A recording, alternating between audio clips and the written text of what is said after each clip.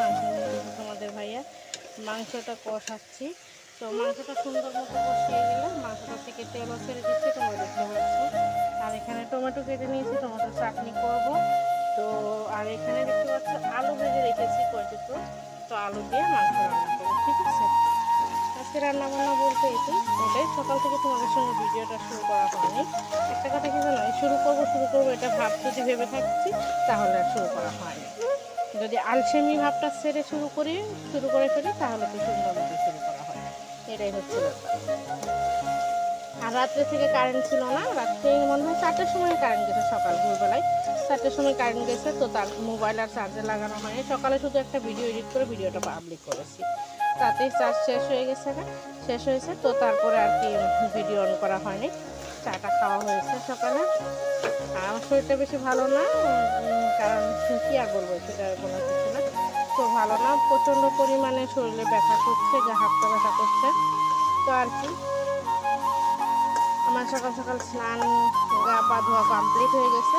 তো এবার রান্নাবান্নাটা করে নিচ্ছি, রান্নাটা সেরে মাংস রান্না করে এদিকে চাটনিটা ভাবছি বসিয়ে দেবো, আলুটা দিয়ে ওই কড়াইতে চাটনি বসিয়ে দেবো, তারপরে আমি ভাত বসাবো, ঠিক আছে। ভাতটা তো আমি দেরি করে রান্না করি, তোমরা জানো। তো চলো, যা যা করছি না করছি সব কিছু তোমাদের সঙ্গে টুকটাক করে একটু করে শেয়ার করছি, তুলে ধরার চেষ্টা করছি।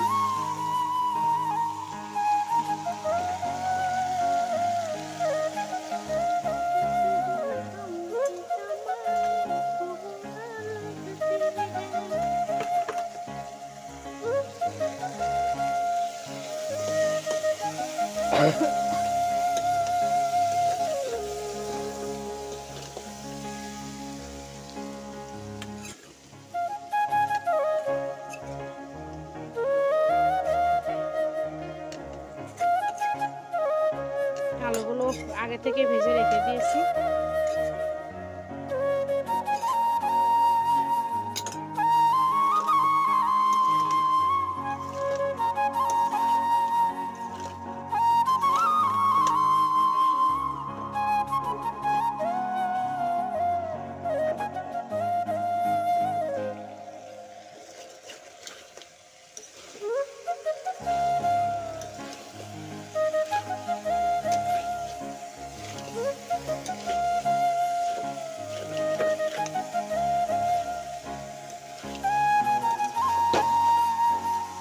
সবজির যে দাম কি আর বলবো, সবজি আনা বাদ দিয়ে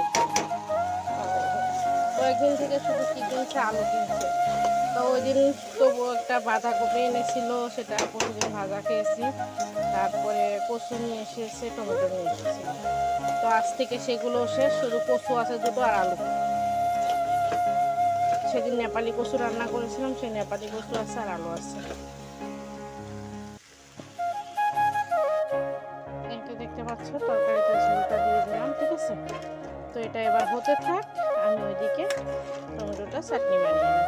আজকে চিনি দিয়ে চাটনি করবো, সেদিন ডিম দিয়ে করেছিলাম কালকে।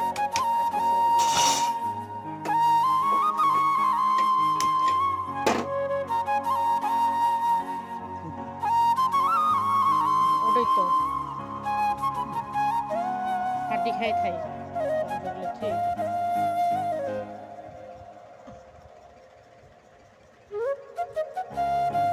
এই নেন তো,